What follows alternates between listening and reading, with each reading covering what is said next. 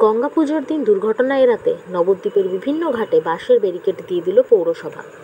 রাত পোহালেই নবদ্বীপ শহরে ধুমধাম করে গঙ্গা পুজো হবে। এই গঙ্গা পুজো উপলক্ষে নবদ্বীপ শহরের বিভিন্ন ঘাটে স্নান করে ও গঙ্গার জল নিতে ভিড় জমাবেন দূর দূরান্তের মানুষ।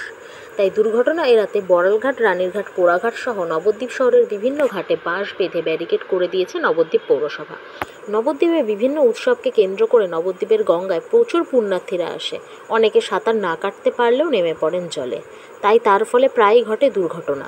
তাই গঙ্গা পুজোর দিন দুর্ঘটনা এড়াতে ব্যারিকেড বাঁধার উদ্যোগ নিয়েছে নবদ্বীপ পৌরসভা, যাতে পুণ্যার্থীরা জলে স্নান করতে নেমে গভীর জলে চলে না যায়।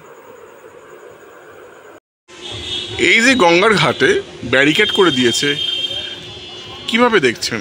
এটা আমরা খুব ভালোভাবে দেখছি, কেননা এটা ভীমপুর, আসাননগর এবং নানান জায়গার থেকে এখানে গঙ্গা পুজো উপলক্ষে বাড়ি থেকে লোকে চান করতে আসে, যাতে অনেকে সাঁতার জানে না, যাতে কাল বিপদ না ঘটে তার জন্য পৌরসভা একটা উদ্যোগী নিয়েছে। উদ্যোগী নিয়ে পাশে ব্যারিকেড করে দিয়েছে, যাতে ব্যারিকেডের ওদিকে কেউ না যায়। এই জন্যই পৌরসভাকে অশেষ ধন্যবাদ জানাই এবং আমাদের পৌরপতি মাননীয় বিমান কৃষ্ণ সাহা মহাশয়কে অশেষ কৃতজ্ঞতা আমরা তাদের কাছে এই গঙ্গা ঘাটে শেপটা নেওয়ার জন্য। আপনার নাম? আমার নাম তারকনাথ চক্রবর্তী, আপনাকে তরুণ কৃষ্ণ দাস বাবাজি। আমরা এবার বেশ কিছু ঘাটে মানুষের নিরাপত্তার জন্য, যেটা আপনি বলছিলেন যে বেশ কিছু লোক জলের তলায় তলিয়ে যায়, সেই পরিপ্রেক্ষিতে আমরা প্রায় 7-8টা ঘাটে, যে ঘাটগুলোতে বহু পুণ্যার্থীরা যেটার মধ্যে বেশি স্নান করে, সেই ঘাটগুলোতেই আমরা সবকটাকেই আমরা নেট দিয়ে আমরা মুড়িয়ে দিয়েছি, যাতে কোনো ওরকম দুর্ঘটনা না ঘটে।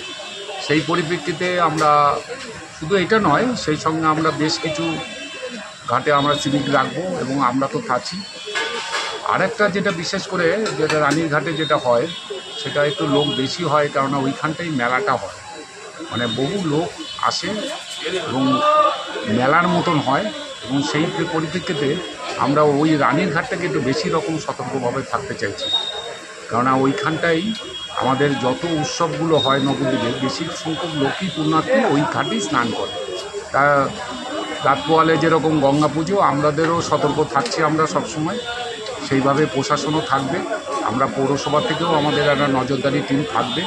এই দুঃখজনক ব্যাপারটা যেন আর না ঘটে, সেই জন্যই আমরা এই প্রস্তুতি এবং সতর্কবার্তা, এবং সবাইকে সেইভাবেই বলবো আমরা যে আস্তে করে নামুন এবং ধীরে স্নান করুন, উঠে পড়ুন। এইভাবেই যেটা আমাদের বলার দরকার সেটা আমরা বলবো। আমার নাম নীলকান্তি পাল, আমি 8 নম্বর ওয়ার্ডের কাউন্সিলর।